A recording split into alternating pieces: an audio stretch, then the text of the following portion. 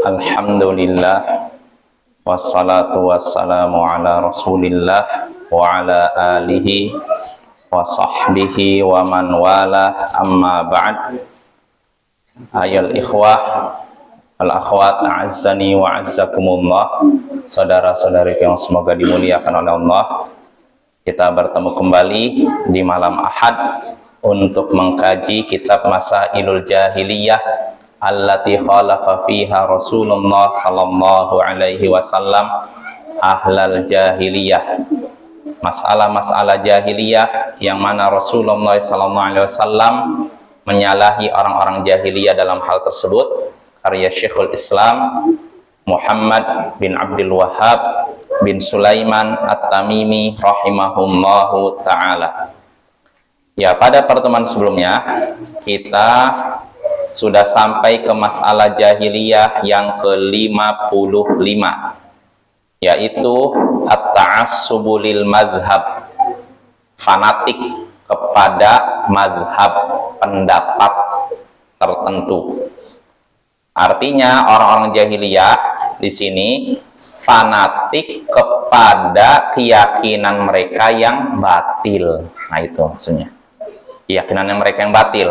Ketika seorang fanatik itu artinya apa? Pokoknya ngikuti, terserah apa, pokoknya saya ikutin ini walaupun itu salah. Itu namanya fanatik kepada yang batil. Dan itulah ta'assub, istilahnya udah jadi bahasa Indonesia kalau nggak salah. Udah ya, asobiyah kalau nggak salah Indonesianya. Asobiyah, ta'assub itu sama, artinya mengikuti secara 100%, mengikuti seseorang, mengikuti suatu pendapat, suatu sosok atau suatu kelompok secara total 100%. Atau istilahnya fanatik buta. Kenapa disebut buta? Artinya nggak melihat, pokoknya salah atau benar saya ikut. Nah, itu namanya ta'assub. Nah, ini orang-orang jahiliyah. Mereka fanatik kepada ajaran mereka yang batil. Di sini Syekh menyebutkan dalilnya kaqauli ta'ala, seperti kabar dari Allah Ta'ala, wala tu'minu illa liman tabi'a dinakum. Surat Ali Imran ayat 73. Jangan kalian beriman kecuali kepada orang yang mengikuti agama kalian. Jangan kalian beriman kecuali kepada orang yang mengikuti agama kalian. Agama apa maksudnya di sini? Agama apa, Rasman? Siapa? Agama apa? Agama Yahudi di sini ya. Ini konteksnya ayat tadi, Allah mengabarkan tentang ucapan orang Yahudi. Orang Yahudi berkata kepada sesama mereka, jangan kalian beriman kecuali kepada siapa yang mengikuti agama kalian.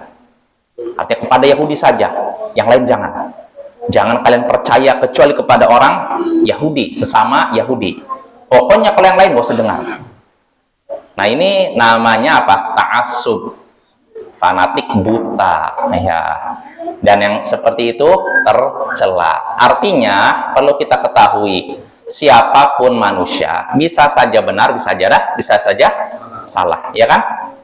Nah, sebagaimana orang muslim orang kafir bisa salah, maka begitu juga muslim. Sebagaimana muslim kadang benar, begitu juga orang kafir. Maka yang jadi patokan bukan orangnya, tapi benar atau tidak perkataannya. Kalau suatu perkataan itu benar, maka kita ambil walaupun yang ucapannya orang kafir. Nah, itu ya. Dan kalau suatu perkataan salah, kita tolak walaupun yang mengucapkannya seorang muslim atau ulama sekalipun. Jangan sampai kita mengikuti pendapat yang jelas-jelas salah. Udah tahu salah masih diikuti. Inilah yang disebut ta'assub. Istilahnya fanatik buta. Dan itu tidak diperbolehkan. Dan itu termasuk sifat jahiliyah. Ya, kita nggak boleh seperti itu ya. Kita baca syarahnya. Penjelasan dari Syekh Shalih Fauzan sini. Asy-syarah kata Syekh Shalih Fauzan. At-ta'assubul mamqutu li syai' huwa tamassuk bihi ma'al ilmi bi butlani. Fanatik kepada sesuatu yang dibenci, Fanatik kepada sesuatu yang dibenci, yaitu berpegang pada sesuatu padahal tahu bahwa sesuatu itu batil. Fanatik kepada sesuatu yang dibenci Allah, yaitu berpegang pada sesuatu padahal tahu bahwa sesuatu itu batil. Nah, ini namanya fanatik yang dibenci. Jelas? Adapun fanatik kepada sesuatu yang jelas itu benar, ya nggak masalah. Contohnya gini, seorang muslim boleh tidak fanatik kepada Islam? Boleh tidak? Boleh. Boleh lah, karena Islam agama yang benar kan? Tapi kalau fanatik kepada muslim bukan Islam, muslim. Boleh tidak? Hah? Tidak boleh? Boleh. Kalau fanatik kepada Islam boleh, bukan wajib. Karena Islam pasti benar. Tapi kalau fanatik kepada muslim bukan Islam. Muslim itu apa artinya? Orang yang beragama Islam, boleh nggak? Hah? Boleh? Tidak boleh. Karena yang namanya muslim bisa saja benar, bisa saja salah. Tapi kalau Islam pasti benar. Dan yang namanya muslim tidak mesti dia itu mencerminkan Islam, nggak mesti. Kadang ada seorang muslim tapi tingkah lakunya bukan seperti mencerminkan agama Islam. Ya, jadi kita nggak melihat Islam dari seorang muslim. Kita lihat Islam dari Al-Quran dan hadis.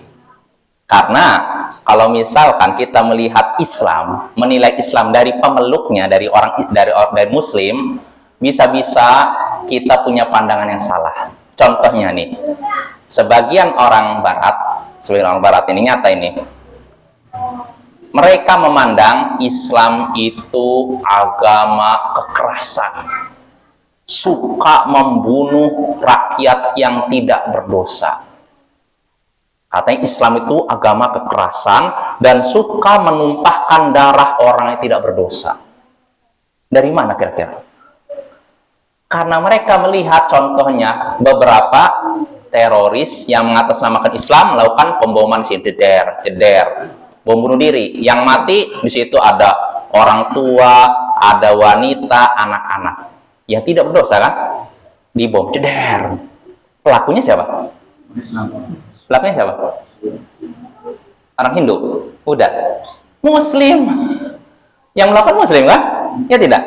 Nah, sebagian orang Eropa memandang Islam agama kekerasan, agama yang suka menumpahkan darah orang yang tidak berdosa. Gara-gara apa? Ngelihat tingkah laku sebagian umat Islam, diantaranya para teroris itu.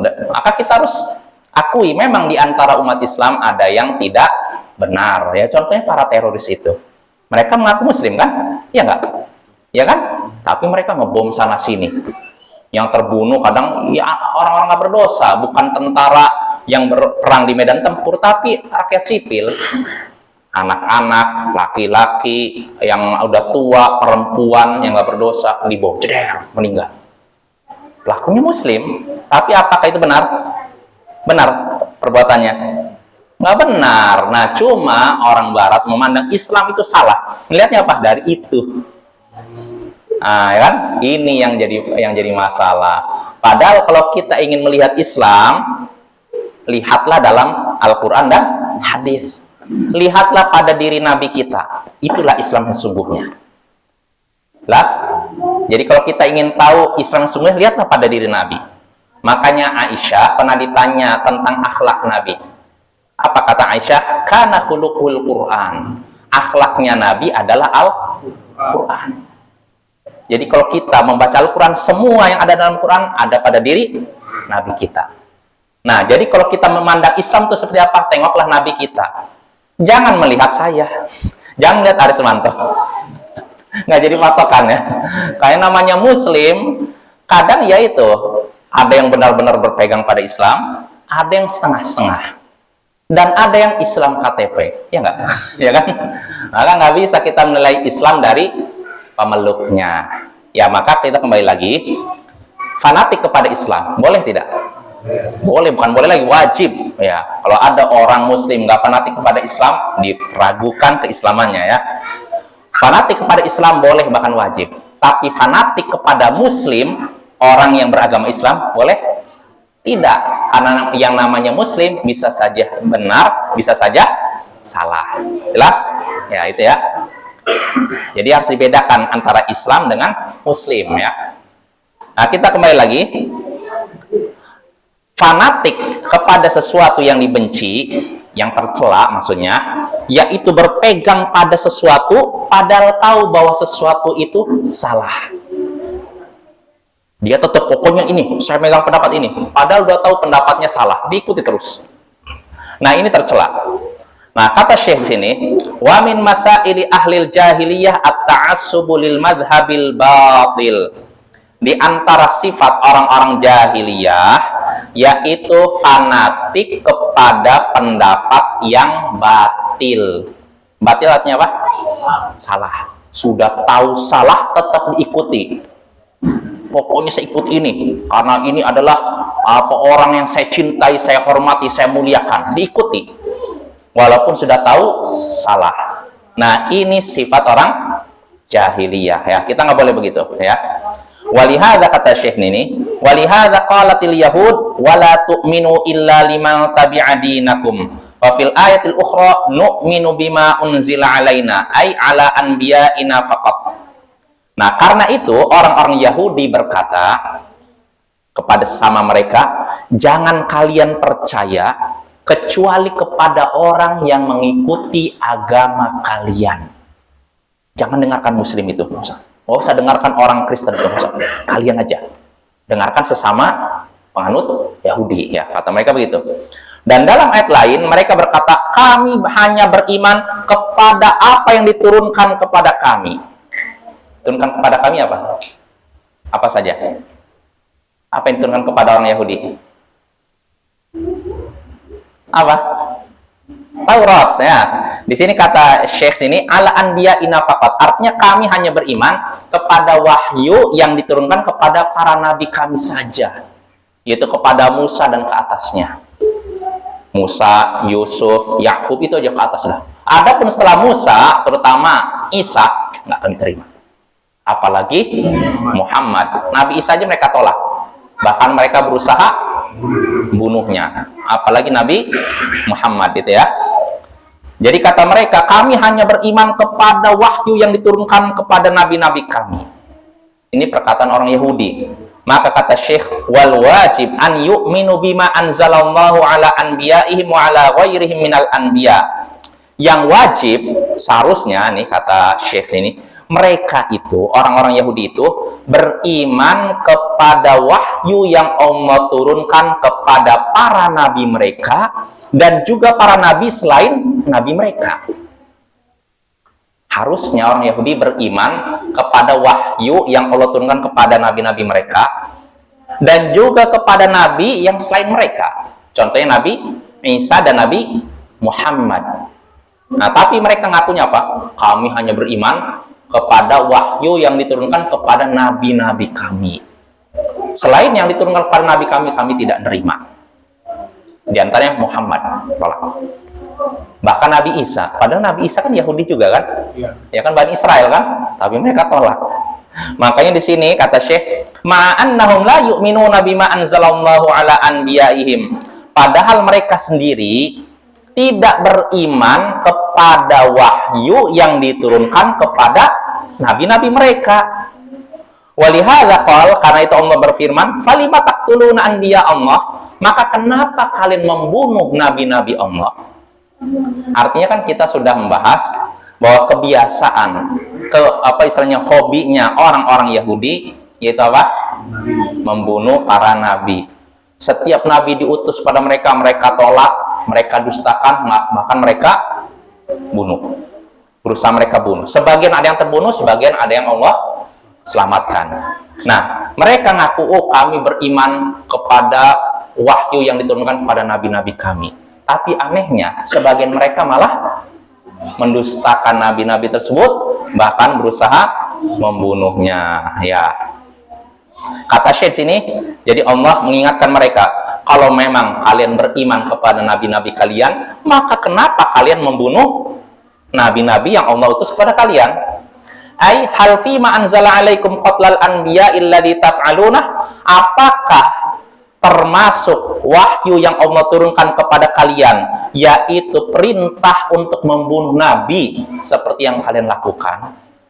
Artinya gini, apa ada wahyu dari Allah yang menyuruh kalian untuk membunuh para nabi? Ada nggak kira-kira? Tidak ada. Nah, inilah orang-orang Yahudi ya. Jadi ini sikap tercela, yaitu fanatik buta kepada pendapat tertentu, orang tertentu, sosok tertentu, siapapun itu. Mau yang dianggap berilmu atau ahli ibadah, itu tidak diperbolehkan. Jadi ini kaidah yang harus kita pegang kuat-kuat. Kita boleh fanatik kepada Islam, bahkan wajib fanatik kepada Islam. Tapi kalau fanatik kepada Muslim, nah, tidak boleh. Siapapun itu, kecuali Nabi kita. Kenapa?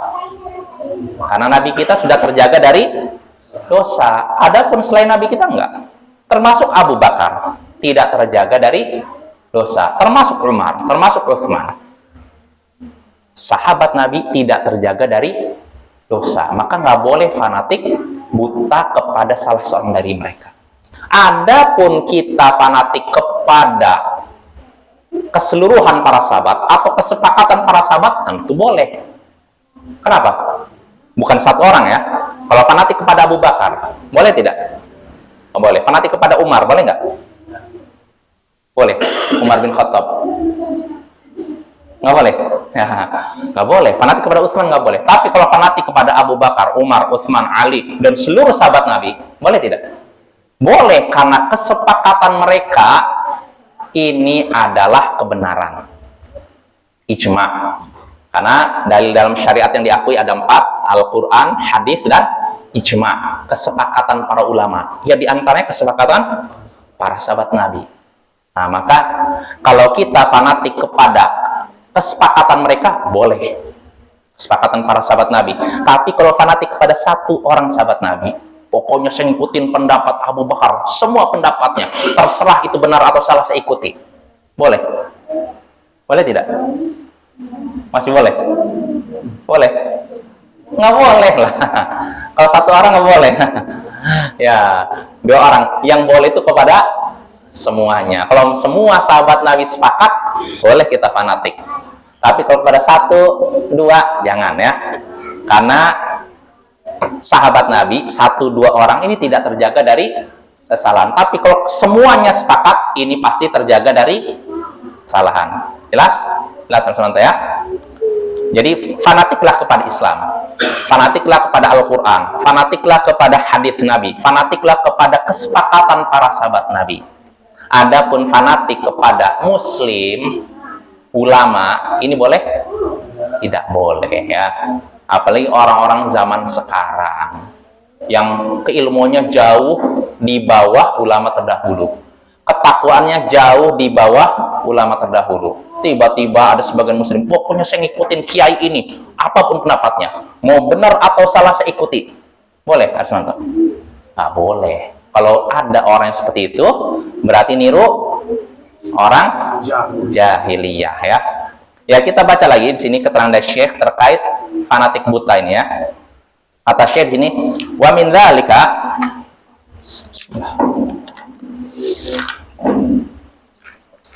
wa min dzalika, dan termasuk itu, termasuk fanatik kepada mazhab, fanatik buta kepada pendapat tertentu, ta'assubu atba'il madzahibi li madzahibihim min ghairi dalil. Termasuk fanatik yang tercela, yaitu fanatik para pengikut mazhab kepada mazhab mereka tanpa dalil. Termasuk fanatik yang tercela, fanatik para pengikut mazhab kepada mazhab mereka tanpa dalil. Ya, contohnya dalam masalah fikih yang terkenal ada 4 mazhab dalam sejarah Islam kan. Mazhab Abu Hanifah, Imam Abu Hanifah namanya mazhab Hanafi. Ada mazhab yang mengikuti Imam Malik, mazhab artinya pendapatnya. Mazhab yang ngikutin Imam Malik namanya mazhab Maliki. Ada mazhab yang mengikuti Imam Syafi'i, namanya mazhab Syafi'i. Ada lagi mazhabnya Imam Ahmad bin Hambal, namanya mazhab Hambali. Ini 4 mazhab yang terkenal. yang perlu kita ketahui bukan berarti dalam sejarah Islam cuma 4 mazhab fikih, enggak, lebih dari itu. Tapi yang terkenal dan bertahan sampai sekarang 4 ini. Jadi mazhab fikih bukan cuma 4, ada lebih dari ini. Ada mazhab namanya Zahiri, ada mazhab Laits bin Sa'ad, ada mazhabnya Bukhari, Imam Bukhari. Banyak. Jadi banyak, cuma yang terkenal, tersebar kemana-mana dan bertahan sampai sekarang 4 mazhab ini. Atau satu lagi Zahiri. Tapi selebihnya bisa dibilang punah. Jelas? Punah ya.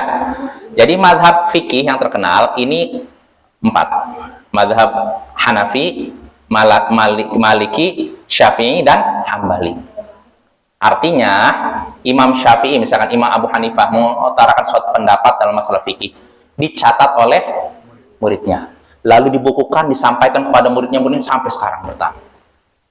Dan Imam Malik bin Anas mengutarakan suatu pendapat dalam masalah fikih ya, dicatat oleh muridnya, dibukukan, lalu disampaikan, disebarkan ke murid-murid yang lain. Tersebarlah. Lalu Imam Syafi'i mengutarakan suatu pendapat dalam masalah fikih, dicatat oleh muridnya, dibukukan, lalu disebarkan di berbagai daerah. Tersebarlah mazhab Syafi'i. Begitu juga Ahmad bin Hambal, Imam Ahmad bin Hambal mengutarakan suatu pendapat, dicatat oleh muridnya, dibukukan, lalu disebarkan. Makanya di belahan di dunia ini yang terkenal 4 mazhab dalam masalah fikih, mazhab Hanafi, Maliki, Hambali, dan Syafi'i. Syafi'i dan Hambali. Ini. Nah, pertanyaannya, ini kan udah ada 4 mazhab nih yang bertahan sekarang. Hanafi, Maliki, Syafi'i, Hambali. Dan mazhab ini memiliki banyak pengikut. Kalau di Indonesia, Asia Tenggara, Indonesia, Malaysia, Thailand, Filipina, mazhab Syafi'i yang banyak tersebar. Sedangkan di India, Pakistan, Bangladesh, mazhab Hanafi. Nah ini. Lalu yang di Afrika Utara, dari Maroko, Aljazair, Mesir, sebagian Mesir, sampai Mauritania, mazhab Maliki. Sedangkan mazhab Hambali tersebar di Arab Saudi dan sebagian Irak. Ini mazhab Hambali. Sama sebagian di Yaman ya, tapi banyaknya Yaman Syafi'i. Nah, ini kan mazhab kan ada 4 nih yang tersebar di dunia kan. Nah, pertanyaannya, bisakah pengikut mazhab Syafi'i fanatik kepada mazhab Syafi'i? Boleh nggak? Fanatik kepada mazhab Syafi'i. Atau pengikut mazhab Hanafi fanatik kepada mazhab Hanafi? Boleh tidak? Boleh ada contoh? Hah? Boleh? Ragu-ragu. Boleh tidak? Bagaimana? Boleh tidak? Ya nggak boleh, karena pendapat Imam Mazhab bukan Al-Quran, ya nggak? Kalau Al-Quran terjaga dari kesalahan kan? Apa hadis Nabi terjaga dari kesalahan nggak? Terjaga. Kesepakatan para sahabat terjaga dari kesalahan tidak? Terjaga. Tapi kalau pendapat Imam Mazhab ini tidak terjaga dari kesalahan. Kadang Imam Mazhab mengutarakan suatu pendapat ternyata bertentangan dengan hadis sahih. Jelas? Kadang seperti itu. Contohnya, ada masalah nikah. Oh, nikah tanpa wali. Iya betul. Nah ini contoh ini paling jelas nih. Apa, Arismanto, boleh nggak seorang wanita nikah tanpa wali? Boleh nggak? Boleh. Nggak boleh kan?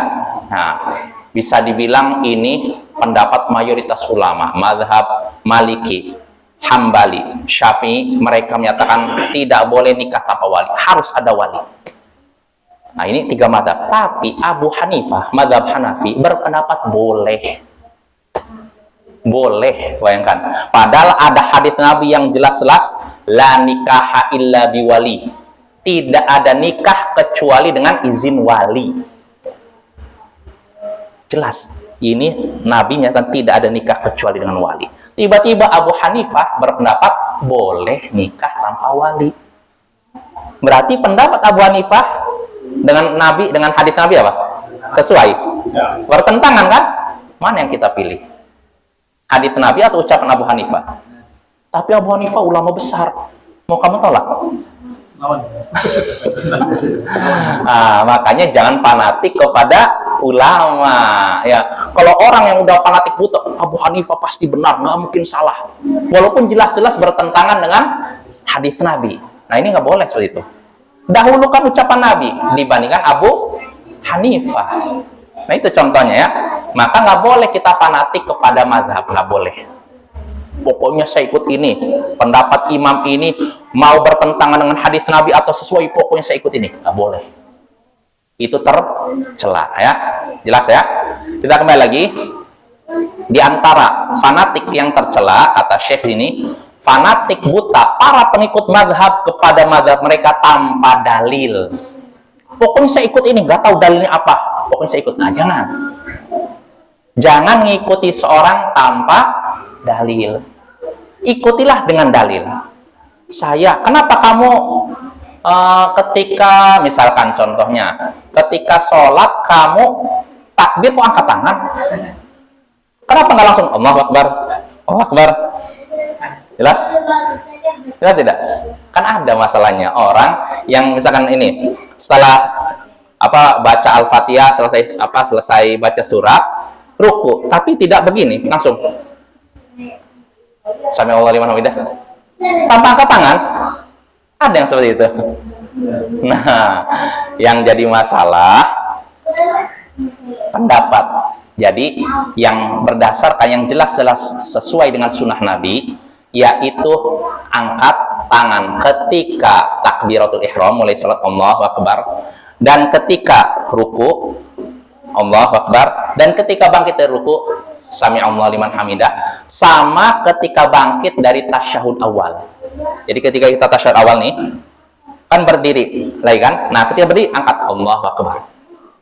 Inilah 4 tempat di mana mengangkat tangan disunahkan. Tapi ternukil dari Imam Abu Hanifah, beliau menyatakan enggak disyariatkan. Lihat tuh, Nabi ngangkat tangan, tapi Abu Hanifah menyatakan apa? Tidak disyariatkan. Jadi mana yang kita pilih? Abu Hanifah atau Nabi? Tapi Abu Hanifah ulama besar, masa kita tolak? Mana nih? Nah, inilah, jangan fanatik buta. Jadi gini, ketika seorang misalkan ngangkat dalam sholat takbiratul ihram ngangkat tangan. Kenapa kamu ngangkat tangan ketika takbiratul ihram? Ya karena kata Ustadz ini, angkat tangan berdasarkan hadis Nabi begini. Nggak apa-apa, ikuti. Jelas? Tapi kalau ditanya, kenapa kamu sholatnya gitu? Ya karena kata Ustadz itu begitu. Memang ada hadisnya? Nggak tahu saya, pokoknya ikutin Ustadz itu. Boleh? Jangan. Kita ngikutin Ustadz, ulama, buya berdasarkan dalil. Kalau Ustadz, kenapa kamu ikutin Ustadz itu? Karena kata Ustadz itu ada hadis Nabi yang berbunyi begini. Nggak apa-apa, ambil. Tapi kalau ditanya, kenapa kamu ikutin Ustadz itu? Ya karena Ustadz itu orangnya hebat, ilmunya tinggi. Tapi masalahnya ada dalilnya nggak? Wah, nggak usah tanya dalil. Dia pokoknya harus diikuti. Nah, ini fanatik buta ya. Nggak boleh seperti itu seorang muslim. Ya, jelas ya? Jadi kata Syekh ini, termasuk perkara tercela, yaitu fanatiknya para pengikut mazhab kepada mazhab mereka tanpa dalil. Yang wajib atas kaum muslimin secara umum, kata Syekh, dan begitu juga kepada para penuntut ilmu, untuk mengikuti kebenaran dimanapun kebenaran itu ada di mazhab tertentu atau mazhab selainnya. Artinya gini, yang wajib atas kaum muslimin mengikuti kebenaran, baik kebenaran itu ada pada mazhab yang mereka ikuti atau pada mazhab yang tidak mereka ikuti. Contohnya nih, misalkan anggap saya mengikuti mazhab Syafi'i lah. Saya belajar fikih Syafi'i dari sejak mulai belajar baca Safinatun Najah, Raudhatut Thalibin, Minhajut Thalibin, terus sampai nih. Saya udah belajar. Nah, suatu saat saya membahas masalah fikih.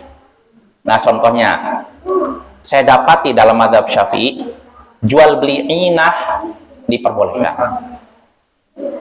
Padahal ada hadis Nabi yang melarang demikian. Jual beli inah itu sejenis riba lah. Penjelasannya panjang Bapak ya. Nah, mayoritas ulama berpendapat haram. Mazhab Syafi'i menyatakan boleh. Nah, setelah saya lihat, saya mazhab Syafi'i, lalu saya teliti dalil mazhab Syafi'i kok sepertinya kurang kuat ya. Saya lihat pendapat mayoritas ulama haram, dalil hadisnya kuat. Maka pertanyaan, mana saya ikuti? Mazhab Syafi'i atau tadi pendapat mayoritas ulama? Mayoritas ulama. Lihatnya bukan karena mayoritasnya, tapi apanya? Dalilnya. Oh, dalilnya lebih kuat, saya ikuti. Nah, itu contohnya ya. Dan masih banyak lagi. Jadi kata Syekh ini, "Fanahnu la nadhabu la na'khudhul madhhab bi kulli ma fihi min isabatin wa khata'." Nah, perhatikan nih. Kita tidak mengikuti mazhab tertentu, kita tidak mengambil mazhab tertentu dengan semua yang ada di dalamnya, baik benar maupun salah.